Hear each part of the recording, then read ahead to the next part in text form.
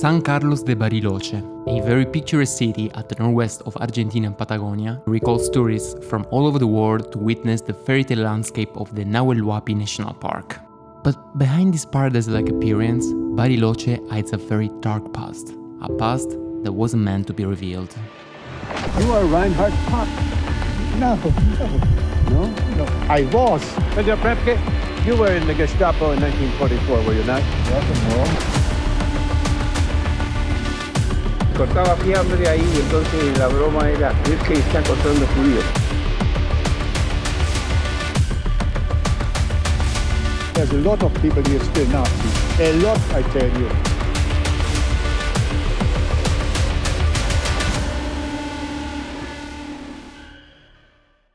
Hi, my name is Marco. I've left my life behind to travel the world with my camera to document the most interesting stories I will meet along the path. My first trip will lead me from Peru all the way to Patagonia, across Bolivia, Argentina and Chile.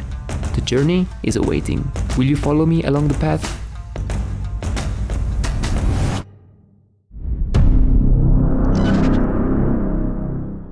Bariloche is located in the northwestern part of the Argentinian Patagonia, close to the border with Chile. It was founded officially in 1902. Among the first international immigrants, the German community left a trace still visible in the architecture of the town, that could be easily mismatched for an alpine location. After the defeat of the Nazi Germany in World War II, Bariloche became one of the favorite hideout for the many Nazi officials that managed to escape from Europe and fled to Argentina. Differently from today, it wasn't yet a touristic attraction, and due to the geographical location was isolated from the rest of the world. It's important to underline that before the war the German community was already present. Families close to Nazism, like the Lausens, that owned vast portions of the lands in the nearby of Bariloche, including the Estancia San Ramon, which, according to many ocular witnesses, hosted none other than Adolf Hitler. But I'll leave that for the next video on this channel. As a proof of Nazism's popularity in Bariloche during World War II, there are photos of members of the already present German community surrounded by swastikas and portraits of Hitler himself.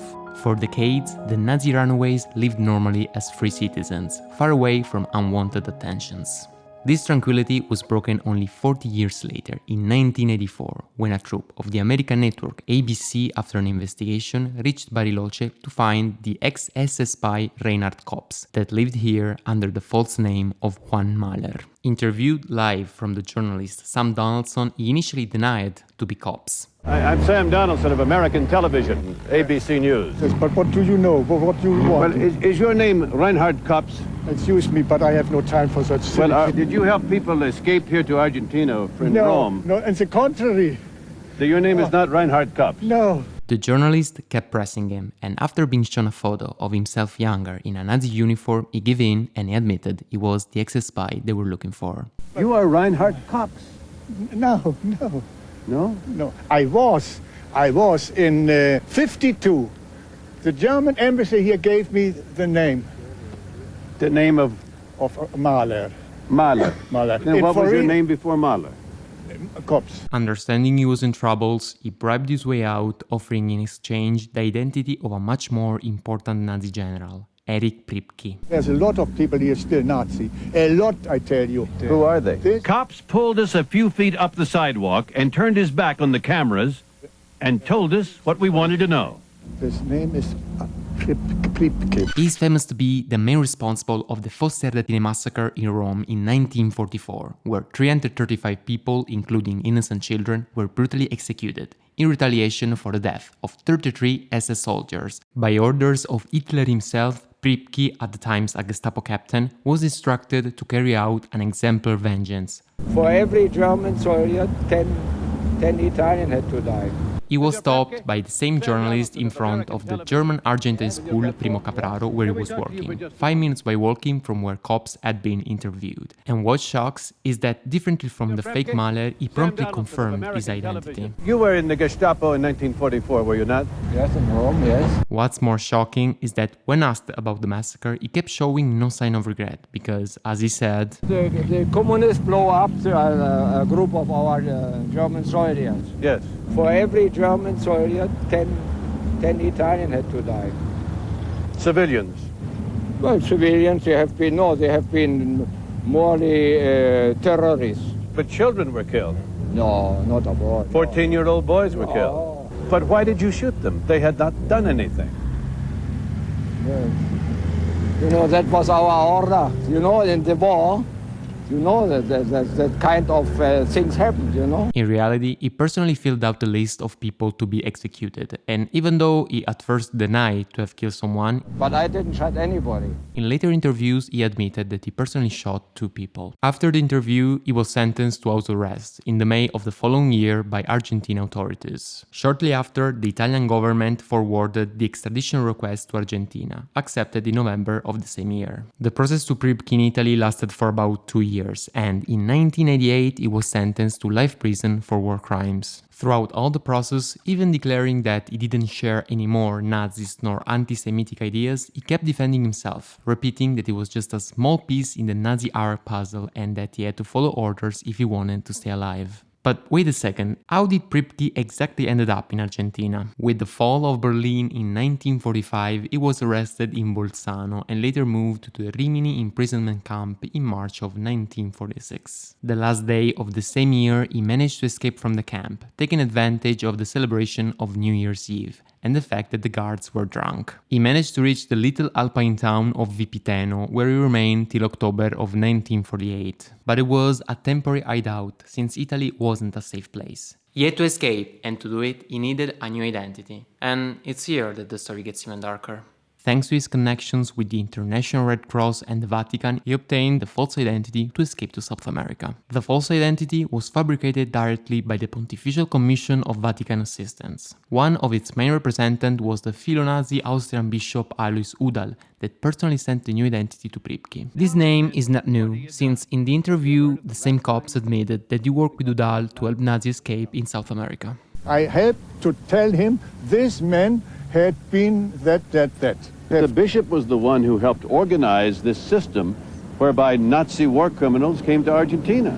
Yes, And you helped him. I know now that it was something like that. Pripke is only one, and not even one of the most important Nazi that the Vatican helped to escape. Some days after Christmas of 1948, he disembarked in Mar del Plata, Argentina, to then moving to Bariloche shortly afterwards. Here, after a short period, he reacquired his real name, and he first bought a charcuterie, where he worked some years, to then became a professor and later the director of the German school Primo Capraro, becoming a role model and one of the most beloved person in town. What seemed like the perfect escape plan was successful for over 40 years, up until that infamous interview. I arrived in Bariloche at the beginning of the austral summer, full of question and only one certainty. To find the hidden truth, I had to come back to where everything started. That's why my story begins in the German neighborhood of Belgrano, at the number 167 of Calle 24 de Septiembre. What you see behind me seems a normal house, but up until 1994 was the residence of Erich Pripke.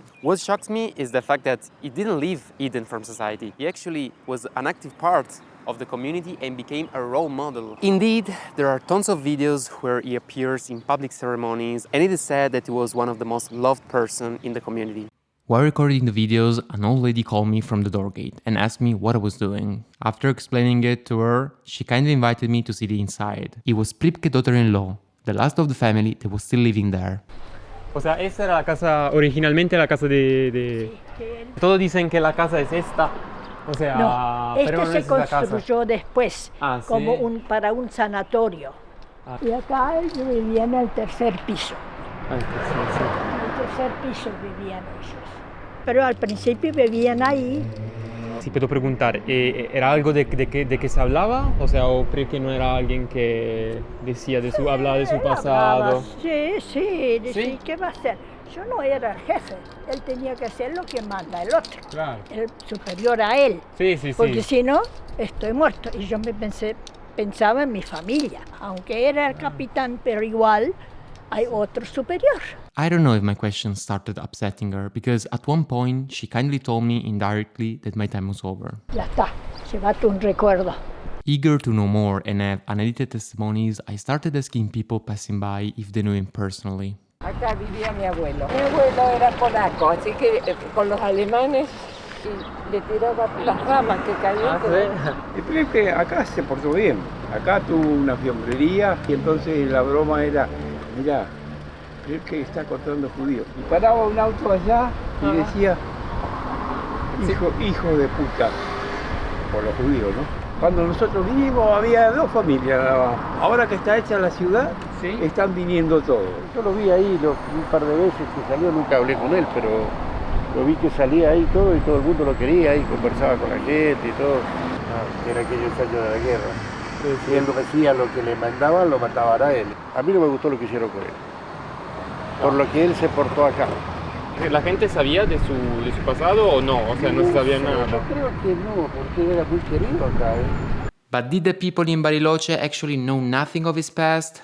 The answer to that may be frightening. As shown in the documentary Bariloche, Pacto de Silencio, there are different testimonies that report of people in the German community talking about Pripki and his past as an SS captain in a celebrative way. Indeed, what turns out is that the German community actually helped the Nazi refugees, offering them jobs and maintaining the silence. But the most shocking testimonies come from the school where Pripki worked. Here you can see still in place the Argentinian German school. It was founded by all the Nazi immigrants along with his families, because what happened was that they needed to preserve the German identity, and so to teach the language and let their children grow like they were growing in Germany. The Primo Capraro Institute was founded in 1953 from the German Argentine Cultural Association, formed by all the German immigrants arrived in town during the previous decades, including Nazi escapee. The institute was born from the ashes of a previous German school, closed in World War II for the Nazi propaganda as shown in this famous photo. Here, Erich Pripke entered in the committee of the school first as a professor, to then become the director. And it's honestly frightening to think about the fact that a lot of children went to the school, and one of the teachers was a former Nazi general that ordered the execution of hundreds of people, including children. There are a lot of sources that says that they were actually even teaching the Nazi ideology. Quite eerie is the testimony of a German professor that arrived in Bariloche and while working in the school found a copy of Mein Kampf. Resulta que en la biblioteca de Primo Capraro quedaba un ejemplar de Mein Kampf escrito por Hitler, aparte de otros títulos del régimen nazi. Todos esos libros los saqué de la biblioteca, los deposité en el suelo y dije, estos libros ya no están al día, ya no se pueden mantener en la biblioteca. Y a raíz de aquello me acusaron de ser un enviado político que tenía la orden de destruir la mejor literatura alemana. But the most incredible testimony comes from the ex-chief of culture of the German embassy in Buenos Aires, Hans Lubos, that reported a talk he had with Pripke before he was found. Me habló de la época en la que había sido oficial de las SS y me dijo que había sido la época más feliz de su vida y que él valoraba mucho todos los ideales que encarnaba el nacionalsocialismo. Me dijo que eso era algo que había que seguir difundiendo en el extranjero, en los colegios implantados en el extranjero en tiempos del nacionalsocialismo. There are some students that actually says that the image of Hitler was exposed in the class and that they celebrated the birthday of Hitler. Of course, it's difficult to know what is a myth, what is a reality.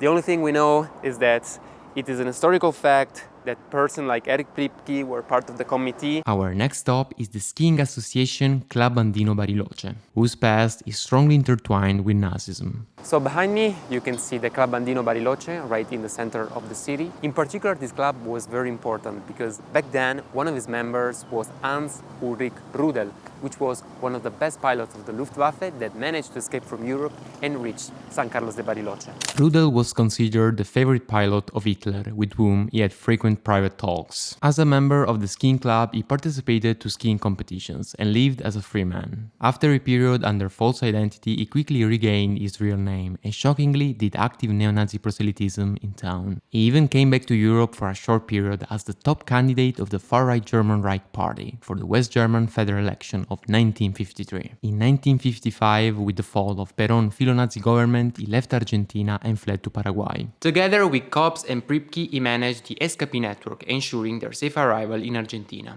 One of the Nazi that Trudel helped to escape and live temporarily in Bariloche was none other than Joseph Mengele, also known as the Death Angel. Mengele was a pseudoscientist and psychopathic SS captain who is sadly famous to have conducted abominable experiments on people in Auschwitz. He used to select who was designated to the gas chambers and who was the ideal subject for atrocious live experiments as soon as the prisoner got off the train, just by their looks. He was particularly interested in twins, on which conducted numerous experiments. In one case, he tried to unite the bodies of two little brothers in an attempt to create an artificial Siamese human, condemning both of them to an atrocious death. He arrived in Argentina in 1949 under the false name of Helmut Gregor. Although he primarily lived in Buenos Aires, like the other famous Nazi Eichmann, we know he was in Bariloche thanks to his attempt of obtaining a driving license between 1948 and 1949 under his new name. There's also a photo that displays him from the Cerro Otto mountain, one of the closest hills reachable from town. In the photo, at the side of Mengele, there's the alpinist Otto Mehling, who founded the already mentioned Club Andino Bariloche. Mehling was a figure close to Nazism, as he appears in a photo with the German community in Bariloche at the left of the portrait of Hitler, surrounded by swastikas.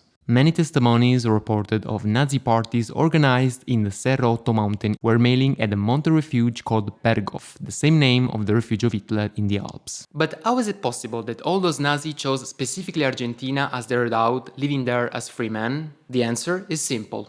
Not only the Argentine government knew, but actively helped them to hide safely. To explain the why, we have to introduce a central figure in the story, the President Juan Domingo Perón. Perón, mastermind of the justicialism political movement, an alternative to capitalism and socialism, was president of Argentina first from 1946 to 1955, and later in 1973, before dying the following year. Despite being a populist political movement dedicated to lower and middle-class workers, Perón adopted oftentimes not-so-democratic measures, leading his opponents to define him as a dictator. Regarding foreign policy, the Argentina led by Perón showed a double-faced position. It officially condemned what Nazism and fascism did in Europe, but secretly supported some ideas and actively created an escape network in the country. Indeed, the Nazi mentioned in this video are only a small number of all the Nazi that Perón government hid in Argentina in exchange for money and the trade of the superior Nazi military and scientific knowledge, to be implemented in the Argentine army and to boost the economy of the country. In Bariloche, the most striking example of the direct involvement of Perón with Nazi escapees was the Huemul nuclear project. Only a few kilometers away from the coast of one of the most popular beaches in Bariloche rises from the waters of the Nahuel Huapi the deserted Huemul Island, once theater of a top-secret Nazi nuclear experiment. Another important chapter of the Nazi history here in Bariloche regards the island that you see behind me. Here in 1949, a very important project was started. The Huemul project was the result of the collaboration between the president of Argentina and another Nazi escapee, the scientist Ronald Richter, that in 1948 managed to convince Perón that he cracked the code to achieve thermonuclear fusion, theoretically an inexhaustible form of energy. To obtain it, Richter needed a super-secret location, far away from unwanted attentions. The actual Nazi history on this island starts 1 year later in 1949, when the first work constructions were started. It was built a residence for Richter that lived on the island, a huge building that hosted a nuclear reactor, and other laboratories that were used by Richter to make calculations and other kind of experiments. Perón gave Richter an almost unlimited budget, thanks to which he kept performing experiments for years, while he somehow kept convincing the Argentine president that he was making progress. In 1951, Perón, along with his wife, visited the island and Richter, and he was positively surprised about what seems the progress of the experiments. Later in the same year, on the wings of enthusiasm, he publicly announced that Argentina was about to achieve controlled thermonuclear fusion, causing an immediate global attention, since no country had ever managed to. But in front of the international scientific skepticism, even Perón's fate started crumbling. That's why, in 1952, he formed a scientific committee, led by the physicist Balseiro, that visited the island, demonstrating, on the contrary, that Richter was nowhere near the acquirement of controlled thermonuclear fusion, since all of his studies were based on false premises and miscalculations. Richter had basically defrauded Perón and the state that rescued him for 3 years straight. One interesting thing, though, is that even though he basically defrauded Perón and the Argentinian country, he wasn't actually arrested. He kept living his life here in Argentina as a free man. And so the 3 years project to achieve nuclear fusion was abandoned, along with the island that was left inhabited to this day. It's open for tourists, and it's very interesting because there are still the remains of the buildings. Today the buildings are in a very bad condition, they look like they've been bombed, and the official version is that allegedly the Argentinian army during the 80s used the island to make experiments about new weapons, new bombs, and that they used the buildings somehow to carry them in a safe space. Maybe there was something that the Argentinian government wanted to hide, but we don't know. But it's important to note that this project wasn't a total failure, because it was the first step that Argentina took towards nuclear energy that still today is one of the biggest resources of the country. Kops, Pripki, Mengele, Rudel are only some of the Nazis that left their traces in this picturesque town rising at the ridge of the Nahuel Huapi. But dark whispers blows under the forests of this wonderful corner of Patagonia. More than 30 direct testimonies, including ex-members of the Argentine army close to Perón, swears that even the most important Nazi, according to the official history, died in his bunker in Berlin, actually escaped in Argentina, where he lived hidden in the nearby of Bariloche. In addition, even FBI files have been declassified, including extraordinary photos, demonstrating that the US investigated on his presence in Argentina. His name is Adolf Hitler. Él había conocido y había estado con Hitler. Y me quedé pensando, lo conozco y lo conozco. Mira, tanto que lo buscaban en otros países, este está aquí en la Argentina. El general Perón y el ministro de Guerra Franklin Lucero le encomiendan una misión secreta de llevarle un portafolio a Bariloche a Adolf Hitler.